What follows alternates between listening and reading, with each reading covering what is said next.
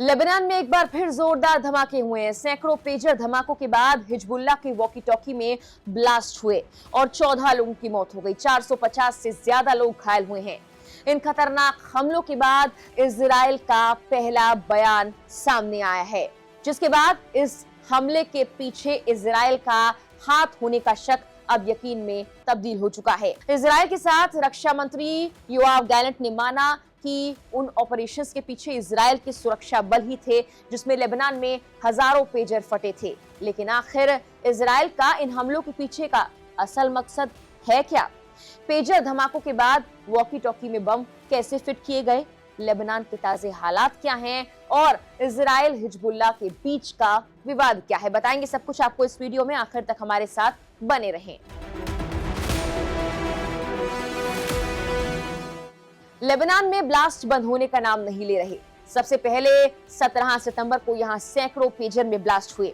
इन धमाकों से पूरा हिजबुल्लाह उबर ही रहा था कि 18 सितंबर को फिर इजराइल ने वैसे ही हमला कर दिया। बस फर्क सिर्फ इतना था कि पेजर फटने के बाद अब लैपटॉप, वॉकी टॉकी और मोबाइल में धमाके होने लगे। इस ऑपरेशन में इजराइल की भूमिका स्वीकार करते हुए इजराइल के रक्षा मंत्री योआव गैलेंट ने कहा कि युद्ध तेजी से उत्तर की ओर बढ़ रहा है। गैलेंट ने कहा, आईडीएफ, शिन बेट और मोसाद इन सभी एजेंसियों के साथ मिलकर काम किया, जिसका बेहतरीन और असरदार नतीजा सामने आया है। ये इजराइल का पहला बयान है जिसे सीधा लेबनान में हुए हमलों से जोड़कर देखा जा रहा है। लेकिन आखिर इन हमलों के पीछे इजराइल का असल मकसद क्या है, बताते हैं आपको। कुछ रिपोर्ट्स के मुताबिक वॉकी टॉकी का इस्तेमाल इजराइल से युद्ध के दौरान किया जाना था। बताया जाता है कि बड़ी संख्या में ये वॉकी टॉकीज हिजबुल्लाह के गोदामों में भरे पड़े थे। इजराइल का इस हमले से लक्ष्य हिजबुल्लाह के लोगों में डर और कंफ्यूजन पैदा करना है, ताकि वो इलेक्ट्रॉनिक डिवाइसेस से डरें और इजराइल के खिलाफ इसे इस्तेमाल करने से भी डरे। इजराइल ये बखूबी जानता है कि हिजबुल्लाह पेजर और वॉकी टॉकी जैसे डिवाइसेस का इस्तेमाल करता है और आपस में बात कर सकता है। यही उनके लिए सबसे ज्यादा भरोसेमंद डिवाइस है। लेकिन जब इन्हीं डिवाइस से डरेंगे तो संचार कैसे करेंगे? अब कोई साधन नहीं रह जाएगा। बिना इन डिवाइस के हिजबुल्लाह कोई बड़ा हमला प्लान कर ही नहीं पाएगा। ये है इजराइल का असल मकसद। रिपोर्ट के मुताबिक मोसाद ये भी चाहता है कि हिजबुल्लाह हमास से खुद को बिल्कुल अलग कर लड़ाई खत्म करने के लिए इजराइल से एक अलग समझौता करे। ऐसे में इजराइल के लिए हमास से मुकाबला करना आसान हो जाएगा। लेकिन क्या हिजबुल्लाह मानेगा? जवाब फिलहाल के लिए ना है, क्योंकि हिजबुल्लाह ने ये कह दिया है, इजराइल का मकसद हमें रोकना है, लेकिन हम रुकने वाले नहीं हैं। अब इजराइल से युद्ध और ज्यादा तेज होगा। वहीं हिजबुल्लाह ने अपने फ्रंट लाइन के सैनिकों यानी ऑपरेशंस करने वाले लड़ाकों को फोन और मोटरसाइकिल कोरियर पर स्विच करने का आदेश दे दिया है। हिजबुल्लाह ने इजराइल के खिलाफ एक बड़ी जंग का ऐलान कर दिया है। हिजबुल्लाह की कार्यकारी परिषद के प्रमुख हाशिम सफीउद्दीन ने सार्वजनिक तौर पर बयान भी दिया है। सफीउद्दीन ने अनोखी सजा देने और खूनी बदला लेने की बात कह डाली है। यानी वो इस जंग में अब अलग अलग तरीके अपना रहे हैं जिससे इजराइल से निपट सके। पेजर में इजराइल ने धमाके बैटरी के पास विस्फोटक सामग्री लगाकर किए थे, जबकि हाथ में पकड़े जाने वाले रेडियो सेट यानी वॉकी टॉकी को हिजबुल्लाह ने 5 महीने पहले ही खरीदा था। ये वही वक्त है जब पेजर भी खरीदे गए थे।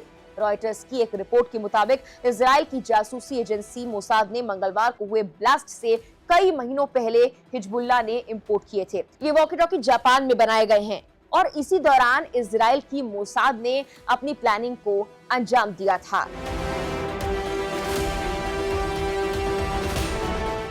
पेजर और वॉकी टॉकी धमाकों के बाद से लेबनान और सीरिया में हालात काफी खराब है।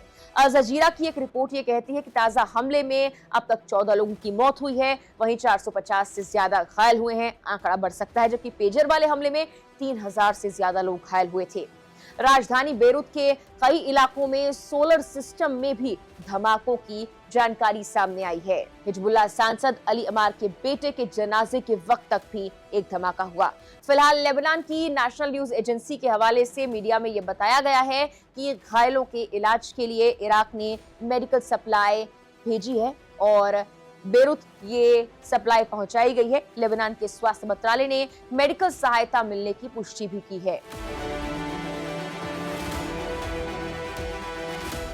अब इस पूरे मामले में ये जानना बहुत जरूरी है कि इजराइल और हिजबुल्लाह के बीच ये विवाद क्यों है। 7 अक्टूबर को हमास ने हमला किया और हमास के हमले के बाद इजराइल गाजा युद्ध की शुरुआत हुई। इसी के बाद से इजराइल और हिजबुल्लाह में भी जंग के हालात बन गए।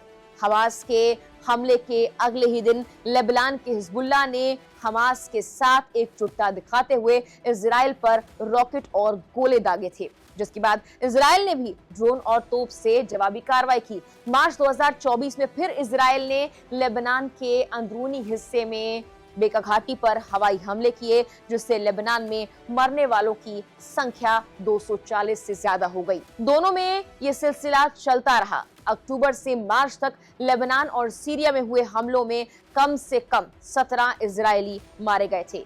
इससे ये अंदाजा लगाया जा रहा था कि इजराइल कुछ बड़ा करने वाला है और अचानक 17 सितंबर को हिजबुल्लाह का सबसे भरोसेमंद डिवाइस पेजर उन्हीं के लिए काल बन गया।